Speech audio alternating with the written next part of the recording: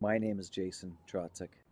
I've been in the garment industry for about 20 years. I started painting jeans in my basement, believe it or not.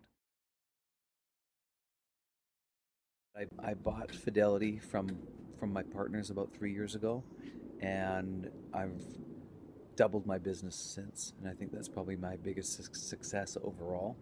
I'd like to say that it would be opening up some of the best accounts in the world or best accounts in North America, but I find that my biggest success was being able to um, find that personal confidence to actually grow the business, uh, be self-contained, self-sustained. That I don't need outside forces to be able to run my business. I feel like I always feel like I've never made it, to be honest with you. I still uh, often consider myself a failure.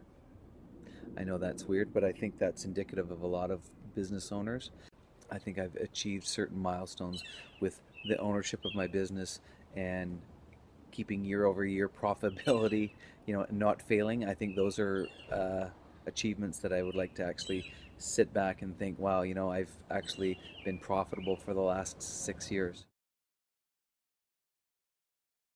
Owning a business is very stressful, and I think for most business owners in BC or wherever, you have a lot invested. Sometimes you have your house invested, you have all your assets invested, and therefore sometimes you can't sleep at night.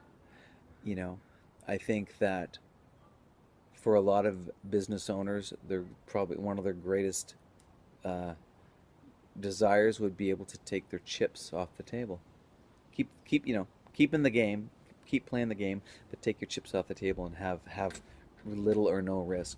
I wish, my one of my biggest regrets is I wish that maybe I would have had that ability by now in my career to have my chips off the table and not worry so much about failure or something like that. One thing I try to instill with my staff, and I'm sure they would all agree, is that I think it's very important to uh, employ people to do the best and take pride at what they do and be accountable. And that's the one thing that I really try to get from my crew is like, don't let me. I want you to tell me how you see it. I don't want to just tell you how everything. And so I know all my staff, whether it be the Canadian staff or the Los Angeles staff, take a real pride in what they do and the product they make. And I really try to promote that. It's like I'm not going to make the difference, you're going to make the difference. And so you show me what you can do.